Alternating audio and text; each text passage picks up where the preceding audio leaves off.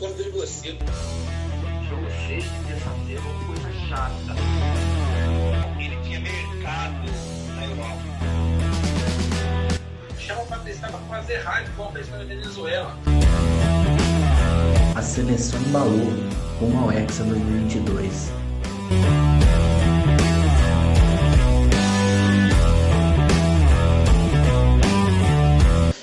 Muito bom dia, boa tarde, boa noite a todo mundo que está aí nos assistindo. Então, hoje, programinha da semana, vamos falar de estadual, mais propriamente do Carioca. O Flamengo venceu o Fluminense em 2 jogos e se sagrou campeão do Cariocão. A gente teve final de semana de muitos estaduais, né? A gente teve no Paulista, São Paulo bateu o Palmeiras e acabou com um jejum de muito tempo já, não ganhava um título desde 2012. Teve o Náutico aí, da camisa do Rafa, batendo o Sport nos pênaltis e levando o Pernambucano. Em Minas deu Atlético, e aí a gente teve, no Ceará teve o Fortaleza, e aí a gente vai lembrando de estado e vai lembrando de time que foi campeão. Mas hoje o assunto é o Carioca, como eu disse, o Flamengo bateu o Fluminense, o primeiro jogo tinha sido 1-1, e na volta, no sábado, o Flamengo bateu em 3-1, e como disse o Gabigol no pós-jogo, provocou, ele disse que tudo normal no Rio de Janeiro, jogaram como nunca, perderam como sempre. E é aí que eu vou começar o nosso programa e eu vou passar para o Rafa. Rafa, o Gabigol provocou, né, marra, né, muita marra por parte do Gabigol. Ele que é um artilheiro da equipe do Flamengo, cara, 3 gols nos 2 jogos da final. E você acha que essa provocação dele, desse jogaram como nunca, perderam como sempre, mostra um pouco do abismo das duas equipes, a diferença enorme que hoje se tem entre Fluminense e Flamengo, que realmente construiu-se a rivalidade se tornou uma paternidade por parte do Flamengo? Muito boa noite, Arthur, boa noite, Jorge, boa noite a você que nos assiste. Arthur, teve também o título do Atlético de Alagoinha, lá na Bahia, ganhou o Bahia de Feira na decisão do interior do Campeonato Baiano, né? Primeira final do interior do Campeonato Baiano. Primeira final do interior, né? Bem que a Bahia é grande, amigo. Rapaz, vocês acham que Bahia é só Salvador, vocês vão no interior da Bahia, vocês ficam malucos com a grandeza daquele lugar. É um dia só para passar de ônibus pela Bahia, meus amigos. Quem viajou sabe. Mas, voltando à pergunta aqui do Arthur, né, nobre Arthur, eu acho assim, esse abismo já foi maior, viu? Já tivemos tempos que esse abismo já foi maior. Acredito que esse ano o Fluminense, já da metade do ano passado para cá, o Fluminense tem conseguido montar um time, tem melhorado o seu elenco, melhorou esse elenco esse ano. Tanto que esse Carioca, na verdade, não teve surpresa nenhuma. Os 2 times que tinham que chegar na final chegaram. A grande dúvida seria se Vasco e Botafogo conseguiriam chegar na semifinal. E não conseguiram. Eu acho que existe hoje mais um abismo de Flamengo e Fluminense em relação ao Botafogo e Vasco. Mas existe sim a diferença entre Flamengo e Fluminense, mas ela não é tão grande quanto ela já foi. O Fluminense hoje é um time que disputa a Libertadores, que disputou seu elenco, que melhorou seu elenco, incorporou. Eu acho que ainda falta para o Fluminense se desprender de algumas coisas, por exemplo, a necessidade, quase obrigatoriedade do Fred ter que ser titular e estar sempre jogando. De jogador como o Nenê, que é importante sim, mas será que consegue compor o meio-campo ali? Será que não sobrecarrega muito o time? Eu acho que pode ter faltado um pouquinho dessa leitura do Roger Machado para que o Fluminense conseguisse um resultado melhor. E aí o Flamengo, você vai bater de frente de um time já formado como o Flamengo, um time cascudo, cheio de craques, com meio campo surreal como é o Flamengo, com o Gerson, com a Arrascaeta, com o Diego, todo mundo jogando fino da bola ali, com problemas defensivos, é verdade, mas o Flamengo do meio para frente é muito bom, gente. Então você tem que ser assertivo quando você vai jogar um jogo desse e saber das suas armas. E eu acho que o Roger Machado não soube usar das suas armas que ele tinha. O Flamengo tem muitos problemas de bola aérea. E aí tinha só o Fred lá na frente. E aí os garotos ali, o Kaique de um lado. E aí tinha os jogadores de velocidade, de chegada, mas que acabaram caindo muito na armadilha do Flamengo, caindo muito na marcação de Felipe Luiz, de Isla. E ainda assim o Flamengo com problemas na zaga, o Rodrigo Caio ainda perdendo muito tempo de bola, ainda voltando mal de contusão. Acho que o Fluminense poderia ter explorado mais com o Abel Hernandes se entrasse mais cedo, até com Bobadilha, de repente, se aumentasse a altura dos seus jogadores no ataque mais cedo, poderia surpreender o Flamengo.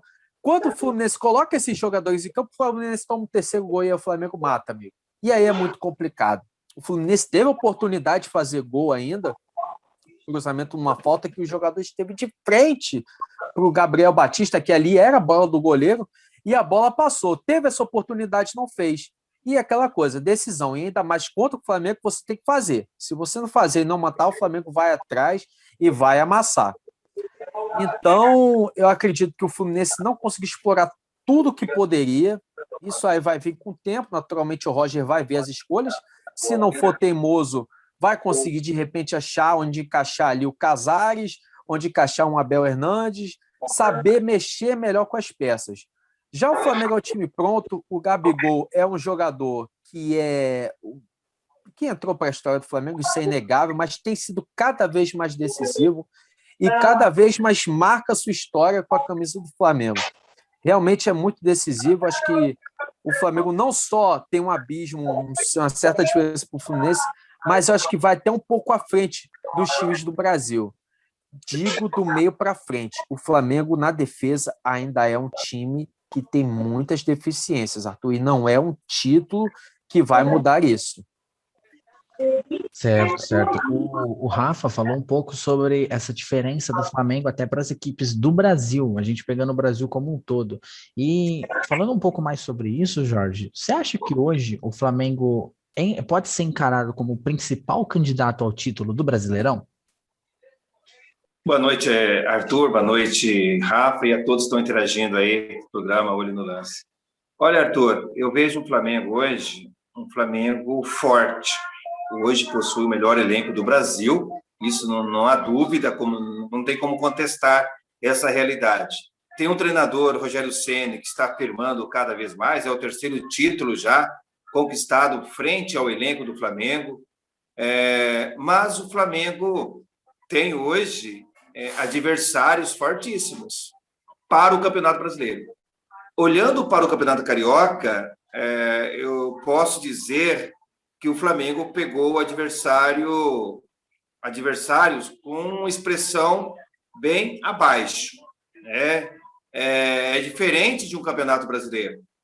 No Campeonato Brasileiro vai ter um Atlético Mineiro fortíssimo, vai ter um Grêmio campeão gaúcho, tem um Internacional que mesmo com o vice é um time difícil de ser batido, e aí depois tem ainda o Palmeiras, tem agora o São Paulo, enfim, tem 5 times aí, fortíssimos, que são, entre o Flamengo, juntamente com o Flamengo, favorito ao título brasileiro. Então, podemos dizer hoje que o Flamengo, sim, é o melhor time do Brasil, mas hoje tem times que também querem igualar ao Flamengo. Eu acho que não vai ser fácil o Flamengo conquistar esse título brasileiro. É um dos favoritos, mas não cravo o Flamengo como o principal campeão, porque poderá ocorrer ainda mudanças, jogadores aí, com certeza, poderão ser vendidos, como é o caso do Gerson. Eu não sei até que ponto o Rogério Ceni vai permanecer nesse time. Tem a sombra do Renato Gaúcho, que já confessou claramente que quer comandar o Flamengo. Então, até o momento, tudo ok, como diz o Gabigol, né? Tudo normal. Até o momento, antes de começar o Campeonato Brasileiro. Assim começar o Campeonato Brasileiro, quando tiver os confrontos com as grandes equipes, aí a gente vai ver se realmente o Flamengo é o melhor time do Brasil. Porque o Flamengo já tem uma estrutura ali montada, né? Acho que o Flamengo já sai, como o Jorge falou, acho que o Flamengo já sai na frente porque já tem um entrosamento, já tem um time formado. Mas é aquela coisa, quem vai sair, quem vai entrar, né? Às vezes meio um campeonato longo como é o Brasileirão, né? Que vai até dezembro, muita coisa pode acontecer. Jogadores saem, jogadores entram. E aí tudo pode mudar, né? Técnico entra, técnico sai, né? A gente não sabe como é que vai ser. E aquela coisa, Rogério Ceni ganhou 3 títulos, mas é aquela coisa, para você ir do céu ao inferno no time como o Flamengo, basta isso aqui, meu amigo. As coisas mudam com uma rapidez muito rápida. O Rogério parece que desde que ele chegou no Flamengo, ele sempre comandando com a corda no pescoço, né? O título brasileiro não foi suficiente, e aí ele começa a próxima temporada, mesmo vencendo a Supercopa do Brasil, ainda você vê que é um trabalho que a torcida ainda não tem aquela confiança, e aí os ajustes da defesa que não vem, a equipe muito vulnerável, alguns jogos que sofre mais do que talvez deveria sofrer. Então, talvez vai ser um tema que mais para frente a gente possa voltar a discutir. Mas a gente falou um pouco do Flamengo, então vamos voltar para o Fluminense. Vocês citaram um pouco como o elenco do Fluminense se fortaleceu para essa temporada, e eu volto a pergunta para o Rafa, que citou um pouco desse fortalecimento e podia ter usado até um pouco mais do Flamengo no decorrer das duas partidas. Então, o Flu montou, como você disse, um elenco que mescla muito a experiência com os jovens, né? Você tem o Kaique, um craque, uma grande promessa, você tem Fred, Nenê, Abel Hernandes vindo do banco. Ela é uma mescla muito legal disso. Então, o Fluminense ele pode superar as expectativas nesse ano, ele pode passar de fase na Libertadores, fazer um bom brasileiro, ir longe na Copa do Brasil? O Fluminense teve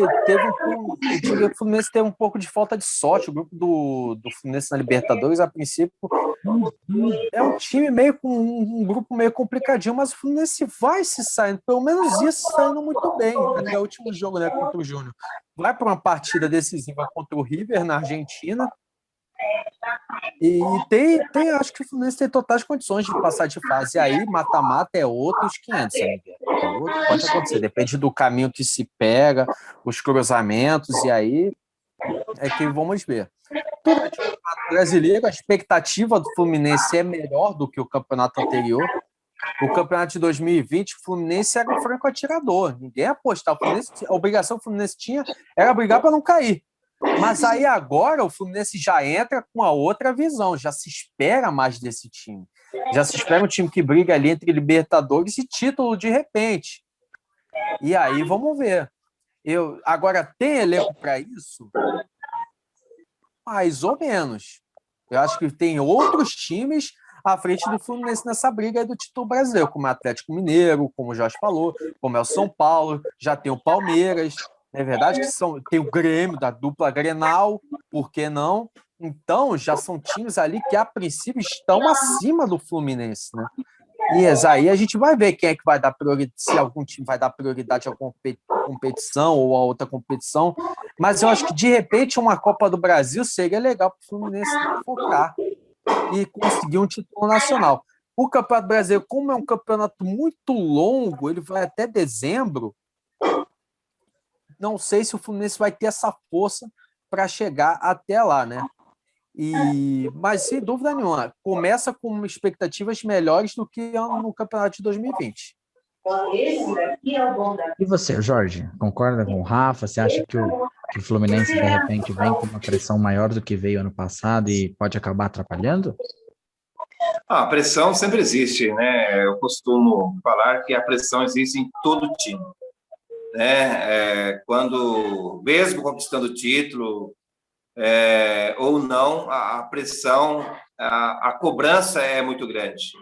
Eu acredito no Fluminense melhor. O professor Roger tem uma experiência, e o Campeonato Carioca serviu para ele fazer aí algumas alterações, rodar bastante o elenco. Agora, o Fluminense precisa, ao meu ver, de alguns jogadores que possam ser protagonistas nessa equipe. Eu vejo o meio do campo do Fluminense um pouco fraco. Eu não gosto de utilizar a palavra fraco, mas vejo ali uma necessidade de ter um volante, um meia-direita, um meia-esquerda, com mais técnica, com mais habilidade, não descartando o Nenê pela sua idade, mas eu gostaria de ver um Fluminense com três jogadores ali realmente formando um meio de campo diferente, porque eu tenho um ataque promissor, tem esse jovem Kaique, né, que já foi vendido para o Manchester City, né? O Luiz Henrique, o próprio Gabriel Teixeira, são jogadores jovens, jogadores que têm um potencial muito grande na equipe do Fluminense. Poderão trazer aí muitas alegrias para o torcedor tricolor. Mas eu vejo um Fluminense que tem que ajustar algumas peças, tanto no meio de campo como também nas laterais. Vejo o Calegari um bom lateral direito, mas pelo setor esquerdo, Danilo Barcelos, eu acho que ele fica um pouco a desejar. Um goleiro, Marcos Felipe, que errou nos 2 gols ontem, foi muito criticado também. Eu acho que o Fluminense precisa olhar aí com carinho para outros jogadores para realmente formar um grupo bom. Com esse time, logicamente, vai brigar aí pela Sul-Americana. Mas, para almejar título, logicamente, tem que reforçar mais. E outro, o Campeonato Brasileiro é longo, necessita de um elenco grande, um elenco que seja forte para poder disputar não somente o Campeonato Brasileiro, mas também a Copa do Brasil e outros campeonatos aí, e que realmente o Fluminense possa alcançar aí uma condição melhor, aí tanto no Brasileiro, na Copa do Brasil e nas demais competições. Vejo o caminho certo com o Roger Machado, mas alguns ajustes serão necessários para que essa equipe volte a ser vitoriosa novamente no cenário brasileiro. Ontem... Diga-se de passagem, o Marcos Felipe errou nos 3 gols, né? Ele atropelou a Arrascaeta. No segundo gol, ele meio que não conseguiu, né, pegar o chute do Gabigol, né, não conseguiu espalmar. E no terceiro gol, ele solta a bola no pé de João Gomes. Exatamente. Acho que ele não esteve na noite inspirada no sábado, e aí acabou comprometendo a equipe do Fluminense, e aí fica uma dúvida também, né, se ele realmente merece ainda uma chance de continuar na meta do gol do Fluminense. Ontem, uma cena curiosa, acho que a última discussão aqui antes da gente encerrar, uma cena curiosa foi na subida para o vestiário após o primeiro tempo, o Diego e o Gabriel Barbosa ali batendo boca, né? O Diego vira pro Gabriel e fala que ainda tem jogo pra caramba, né? Ele usa, obviamente, outras palavras, mas ele diz que tem jogo pra caramba.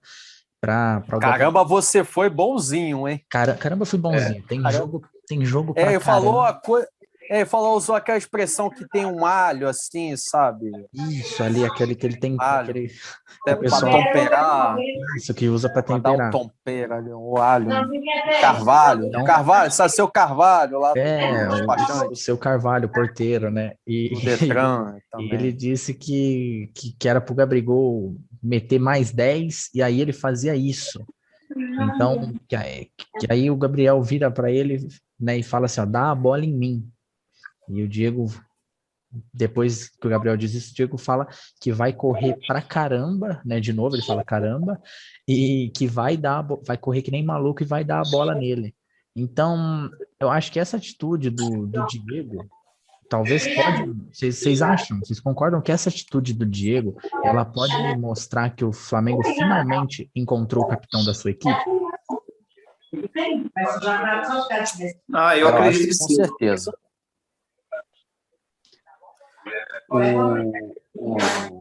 O Diego, e eu acho que nada mais, o Diego, ele é a pessoa certa até para isso, porque o Diego já está no Flamengo há muito tempo, ele viu todo esse processo de reconstrução do Flamengo, na verdade, já foi um jogador que pediu a saída dela, já foi criticado, já foi ovacionado, já teve a Aeroflá, já teve tudo em cima do Diego. O Diego já jogou de camisa 10 lá, hoje ele está quase um volante, hoje ele é o primeiro homem de meio campo ali, né? O primeiro seria o volante, o combativo ali.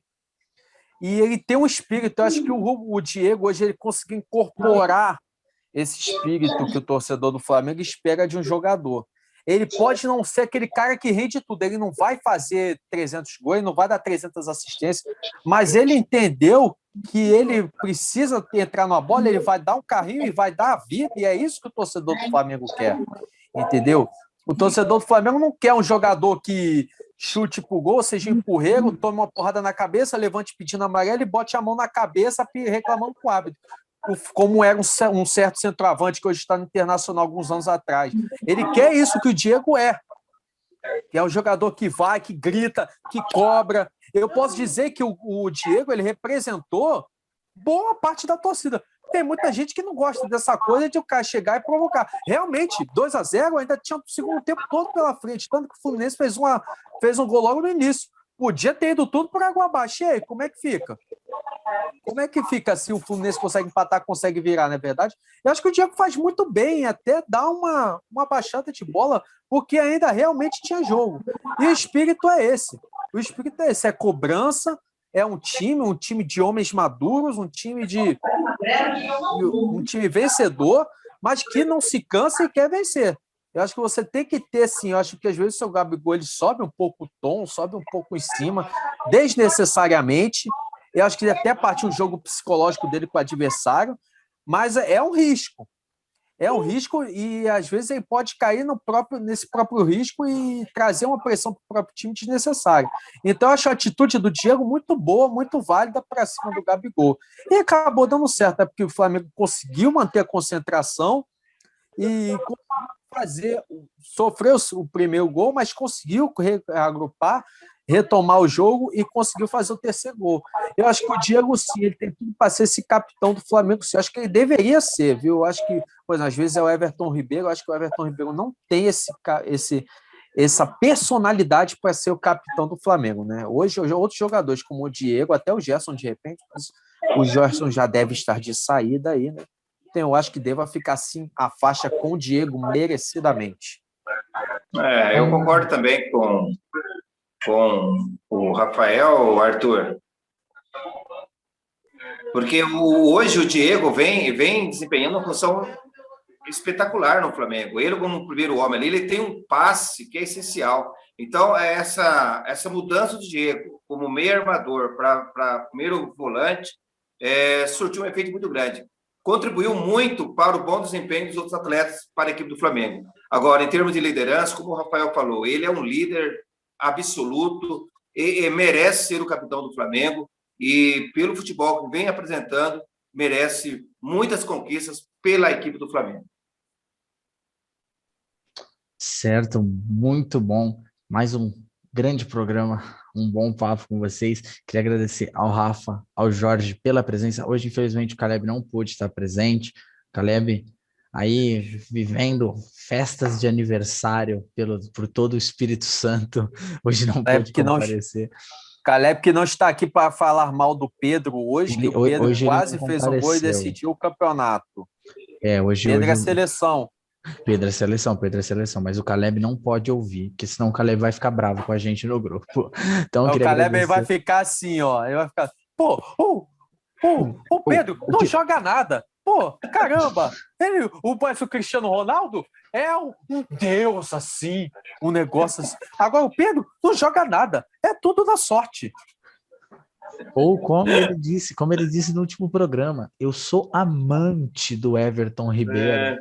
O Caleb grande amante, hein? A gente pode dizer que o Caleb vive um momento de paixão, né? Então, se ele não está participando hoje, o Caleb é um homem apaixonado, e é com isso que eu encerro aqui o programa, agradecendo a presença dos amigos, a presença de você que nos acompanhou até aqui.